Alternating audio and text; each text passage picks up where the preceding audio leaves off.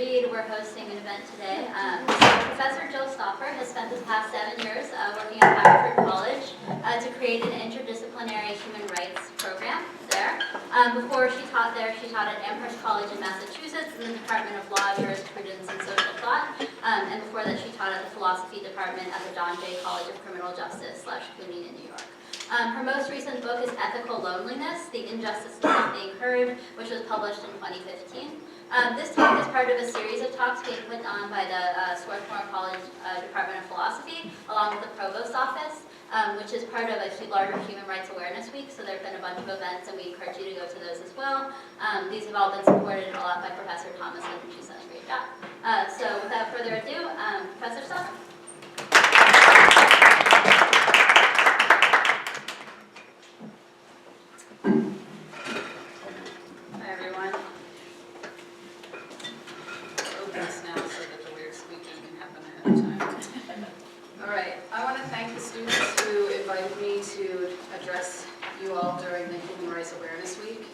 To be asked to join you in a conversation. Some of you I know will have read the introduction and the first chapter to my book because I was asked for some reading material. If you didn't do that, that's fine. There will be no harm done. What I'll be talking about tonight is chapter 3 from the book. It's a chapter that I've called Hearing. So how to get started. People who take classes with names like Human Rights and Atrocity, or Introduction to Peace Studies, or at Haverford, Introduction to Peace, Justice, and Human Rights, tend to think that human rights are good and atrocity is bad. Perhaps there is very widespread agreement, even outside of such classrooms, on the general statement that human rights are good and atrocity is bad. Let's suppose we agree on that. What next? What's to be done in the face of the fact that many people have, for a long time now, agreed that human rights are good and atrocity is bad, and yet we're still living in a world where atrocity happens all the time and human rights are still not offered in a meaningful way to a huge number of people. How should we think about that? Who is responsible? Responsibility for conditions that render atrocity possible are, of course, complex. It's a complex thing to discern responsibility about for something like that. Today I want to focus on how those of us who care about justice hear or fail to hear what survivors of human rights abuses say, what they say about what happened to them, why it was wrong, how to fix it, and what they're now owed in recompense. That shifts our attention a bit, away from sites of atrocity and toward the many locations in which response to harm can succeed or fail. In order to do that, I'm going to have to talk about some upsetting things, so this is a trigger warning. I will be telling some stories of the terrible things that human beings sometimes do to other human beings, without going too deep into any of the stories, but you may hear some things that will upset you. There's no avoiding that because this is a talk about harm. So this is what I'll do this evening. I'll talk about the reasons why we may hear well or badly, and why we sometimes fail to hear even when we're trying to listen. I'll talk about some examples where traumatized persons tried to tell stories and those stories were not heard in the way that they wanted them to be heard. Since I'm a philosopher, I'll spend some time considering what this tells us about what it means to be a human being and what we can learn from that about what we owe to others. And all of that will take about 40 minutes, and then we can have a conversation based on what you're interested in. I'll start with some questions. What happens when institutions aimed to adjudicate loss impose loss of a different kind? When a speaker speaks in an institution designed for hearing, and an audience empowered to listen hears something other than what she says, who is responsible? What stories can and what stories cannot emerge from a legal trial, a truth commission, an archive of testimony, or even a conversation amongst friends? And what should that tell us about the power of testimony?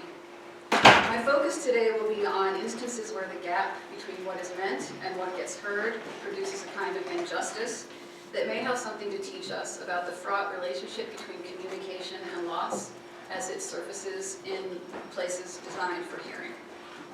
So, why do we fail to hear? Psychologist Ronnie Janoff-Bullman observes that when a human being undergoes a trauma inflicted by another human being, the world is suddenly a malevolent one.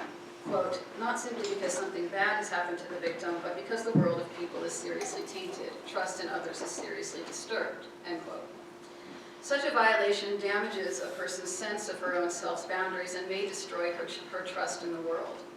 Holocaust survivor Ruth Kluger adds, quote, "For the sensation of torture doesn't leave its victim alone, never, not to the end of life. It isn't the pain per se, it was how it was inflicted. What matters is not just what we endure, but what kind of misery it is, where it comes from. The worst is the kind that is imposed by others with malicious intent. That's the kind from which no one recovers," end quote.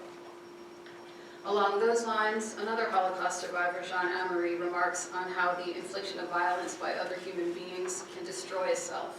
He writes, quote, "With the first blow from a policeman's fist, against which there can be no defense and which no helping hand will ward off, a part of our life ends and it can never again be revived," end quote. Recovery from such harm can be difficult, at least in part because the shattering of the initial view of the world as kind and caring cannot be undone. Those who work to recover from human-caused trauma often face a difficult choice between letting go of old assumptions about how the world works, in particular that the world is benevolent and that selves are autonomous, and living instead with the frightening prospect of building a new world where one must give up the old security and admit one's vulnerability to harm. Susan Bryson, a philosopher who's also a survivor of rape, battery, and attempted murder, writes that trauma, quote, "not only shatters one's fundamental assumptions about the world and one's safety in it, but also severs the sustaining connection between the self and the rest of humanity," end quote. And she knows this from experience. If any of us are lucky enough to have remained intact and unviolated, we don't want to hear that no matter what we do, we might end up destroyed.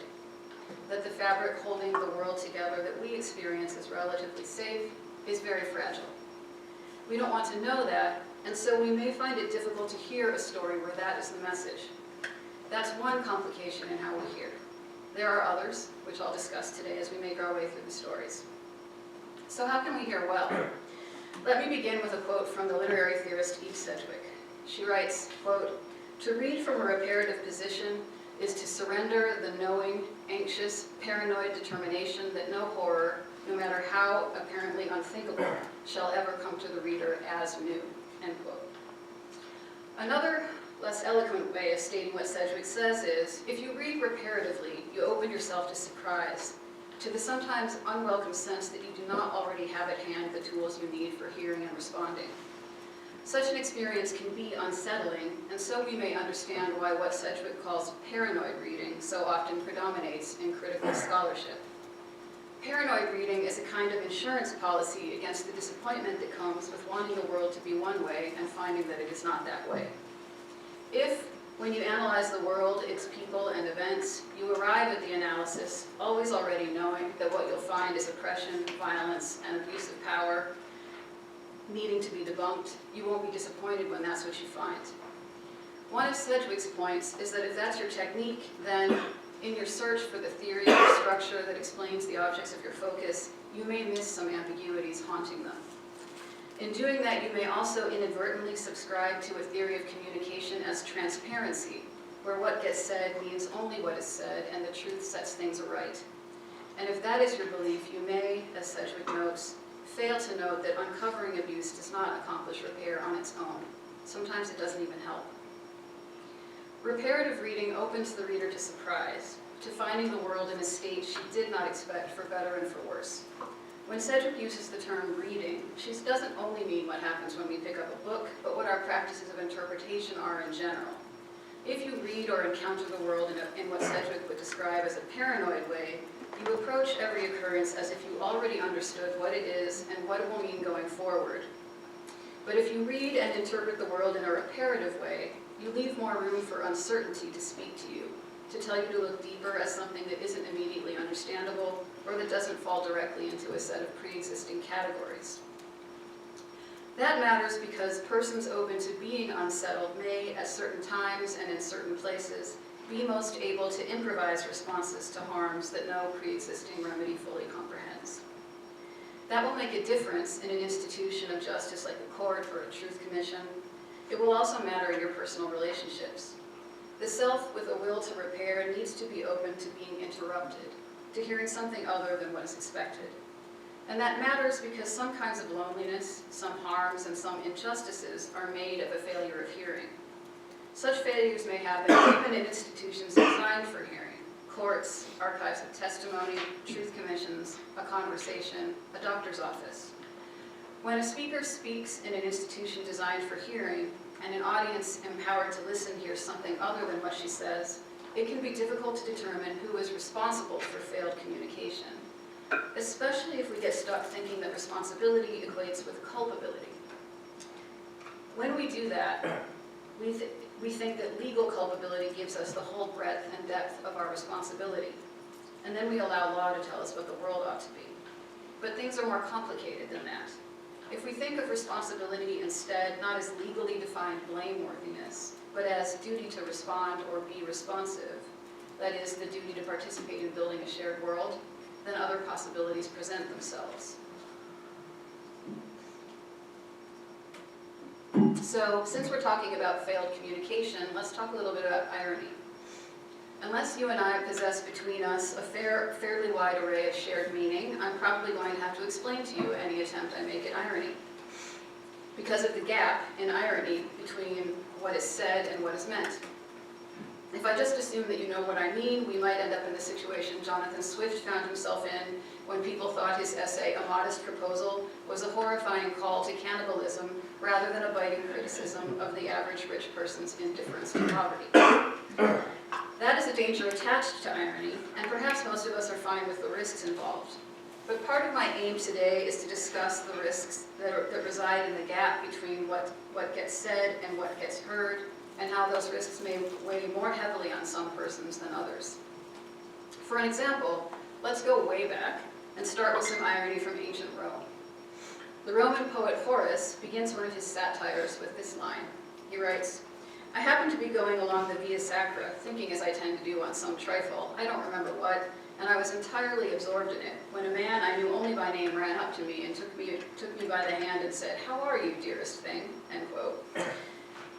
To this man, Horace responds, "Pretty well, all things considered," and then he keeps walking, only to become aware that the man is following him. So Horace, feeling annoyed, asks the guy whether he can be of help, but really what he needs is stop following me. The guy, hearing Horace's words but not their meaning, answers, "Yes, you may be of help." Horace keeps walking. He speeds up, he slows down, but the guy sticks to him. Finally, when they pass by the Roman Forum, the guy, whose name we will never learn, though we do know that Horace knows it, reveals that he has a court date there, and he wants Horace to come in and help him with his case. Horace replies that he can't stand standing up for that long, and anyway, he knows nothing about law. The guy, knowing that he'll be found in contempt if he doesn't appear as scheduled, nonetheless decides to stick with Horace in the hopes of being introduced to some of his influential friends. One can assume that this man lacks power, money, and influence that would add up to a successful court case, and so he pins his hopes on Horace. However, as fate or satire would have it, as they continue on their journey, they happen to encounter the plaintiff to the suit in question, who accuses Horace's unwanted new friend of being a scoundrel for not being in court. And he asks Horace to be a witness to this person's arrest. Horace agrees, mostly because he just wants to be rid of the guy. So one of the many ironies in the story is that the guy wanted Horace to help him with his legal problems, and Horace does, but not in the way that he would have wanted, an irony.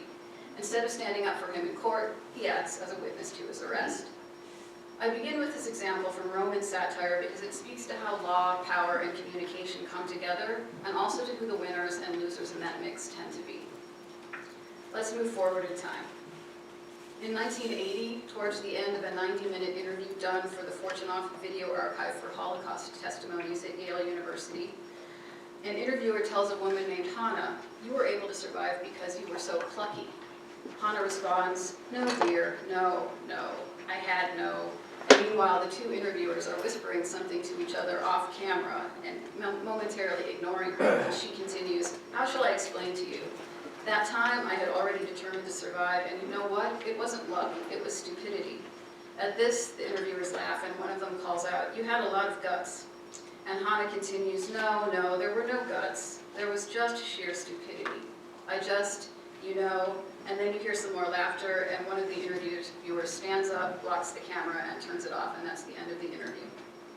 So, failure to hear abounds in this exchange. The interviewers tell Hannah that she was plucky. She hears lucky and responds to clarify that luck had nothing to do with it. They don't catch the miscommunication, and so they state in other words what amounts to the same thing. You had a lot of guts.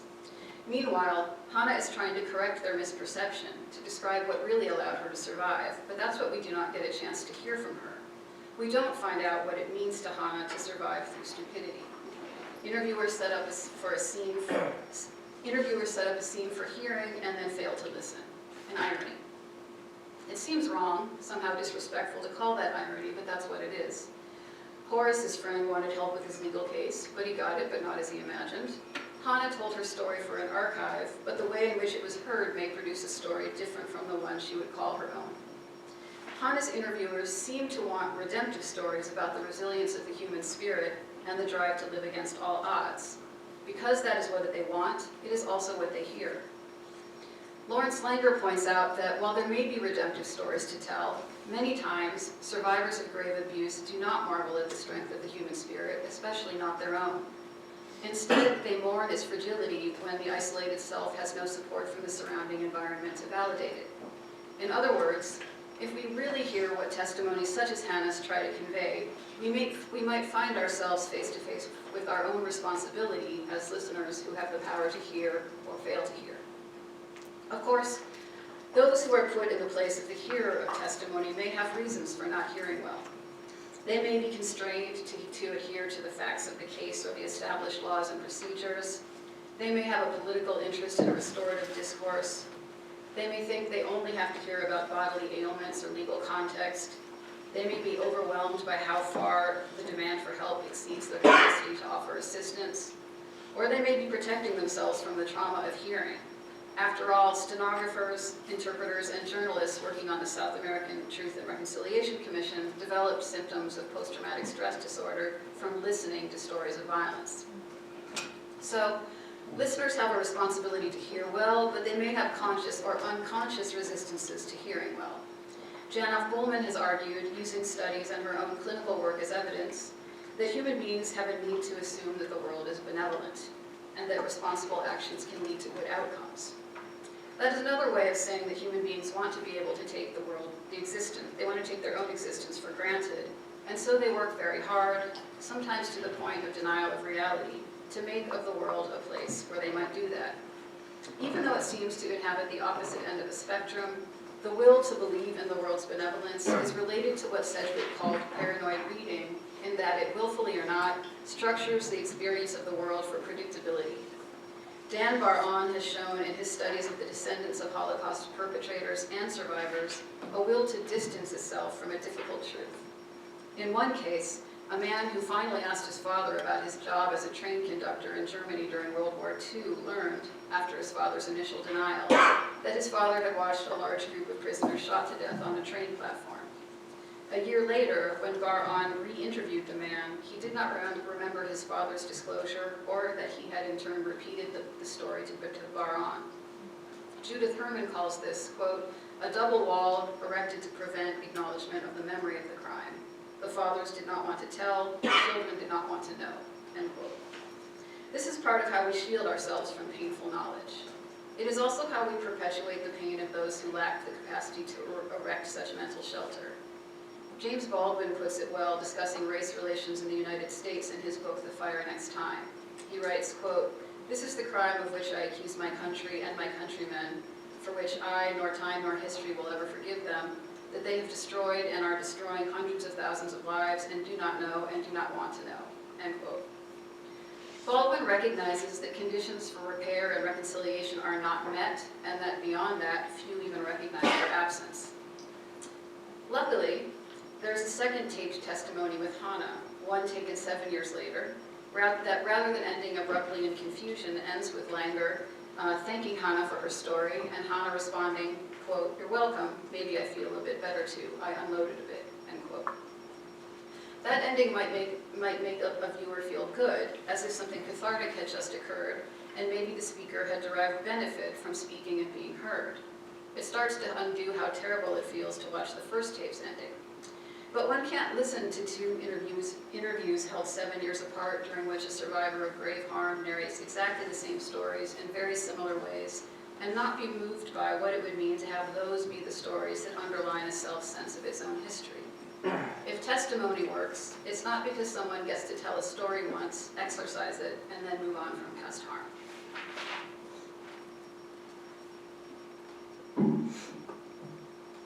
If hearing is meaningful, it has to be embedded in an openness where what is said might get heard, even if it threatens to break the order of the known world for those who listen. In the second interview, we learned what Hannah meant by surviving through stupidity. Stupidity is her code word for hoping that someone she loved would survive. Imagine inhabiting that bleak view as your only fragment of hope, and then surviving, finding it unrewarded. Anyone who labels Hannah's survival strategy plucky misses a deep source of harm that no amount of time, love, or justice could fully repair. Nothing will fully repair such a loss, but some approaches will do better than others at helping to rebuild broken worlds. The person whose world or self has been destroyed will need to rebuild that sense of self, of her own sovereignty in the world. No one is autonomous and self-determining from the ground up. Each of us would literally have died if we hadn't been cared for as babies and children. Beyond that, all kinds of things made us into who we are, things we didn't get to choose, like the cultures and families we landed in, the laws and practices of the communities where we grew up. We become who we are in part on our individual power and work, but also in large part by who helped us and who didn't, and what the local and not local politics of our time were, not to mention love, luck, and misfortune. I mention this to show that selves can be destroyed because selves are also built, and built cooperatively, by human relationships of various kinds: rational, affective, intentional, unwitting, chosen, and unchosen.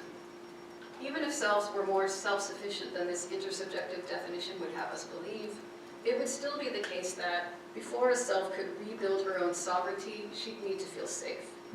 That, in turn, requires a surrounding world where safety is possible, though that's also what's destroyed by violence. A world, a cooperatively authored thing, can't be rebuilt by a person acting alone, especially not one with a destroyed self. It's the job of the wider world to help with that rebuilding. So a person whose world and self have been destroyed may need to rebuild a sense of her own sovereignty, but responsibility for offering conditions where that is possible fall very widely, or ought to. This is so not only because only very wide disregard allows worlds to be destroyed in the first place, but because thinking of responsibility in terms of individual culpability or strict legal accountability may amend discrete harms, but will never fix a broken world. That is why, at the same time that a person whose world has been destroyed may need rebuilt sovereignty, the person whose world was left intact may need a bit of destruction of her own personal sovereignty. This claim can't be universalized in any simple way because we all carry with us varying amounts of damage and different levels of belief in our own autonomy.